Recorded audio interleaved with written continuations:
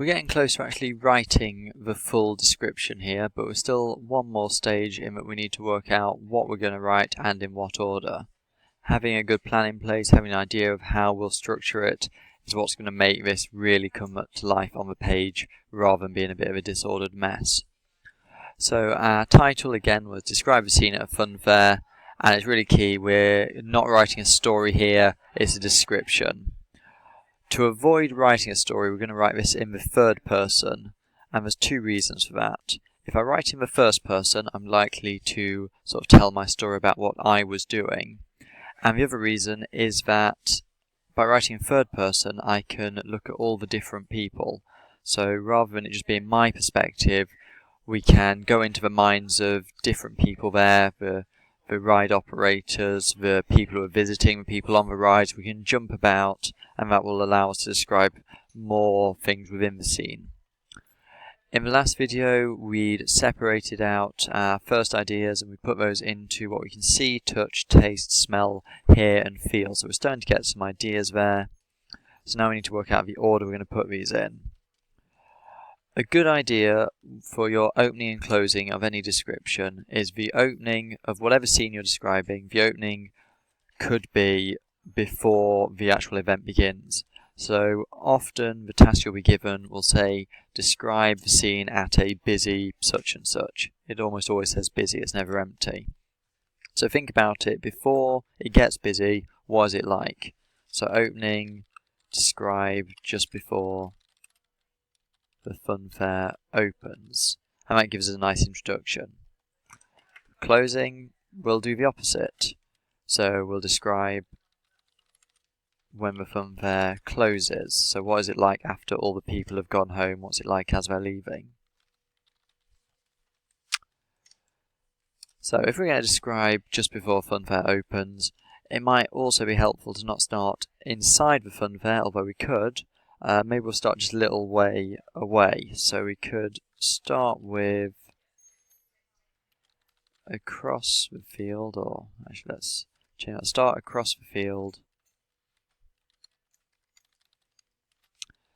as people are walking towards the fun fair.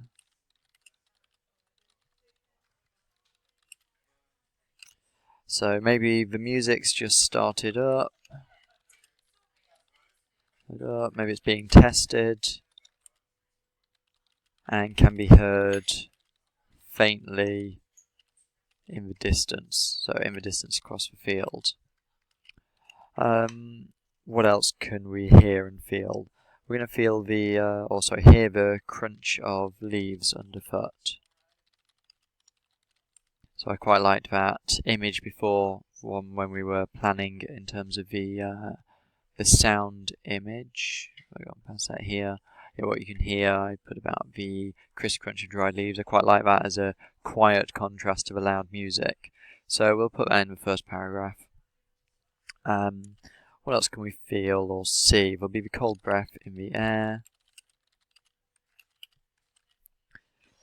And anything else? Oh yeah, what sort of time is this when you think about the time as well as the place? So the fun fair's just opening, it's probably in the evening because then we can do all the bright lights against the dark sky. So maybe to give this sense of it being an introduction and a kind of shift in time, let's have it at sunset. So the sun's going down, it's making it cold, and if we think about the people, they're going to be all wrapped up because it's a bit of a cold evening. So all wrapped up in coats and scarves, etc. And we might think about what sort of people they are. So their families, maybe young children. So I should put it in brackets, young children rushing ahead, being called back by parents. So that's sort of little detail we can add, that they're not just a family, but we've specifically got these young children rushing ahead, which shows they're excited, and the parents are calling them back. Who else have we got? We've got young teens.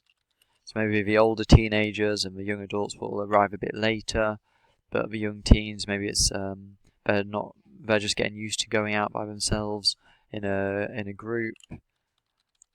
and so they're really excited. To really make our description come alive, we need to add in extra details. We need to go into as much depth as we can. So let's think about some of these young teens. It's quite early in the evening, so maybe we've got one of them. We might not include this, it's just an idea, but maybe we've got one of them, because it's early, he's rushed his dinner down so he can get here. So he's had an early dinner. One of them has rushed through his dinner so he can meet his friends. He ran to get here, so maybe he's now got a bit of a stomach ache because he's eaten his dinner too quickly and he's run. So now he's got a stomach ache and is dawdling behind, trying to keep up. But maybe he's still excited about getting some burgers and hot dogs.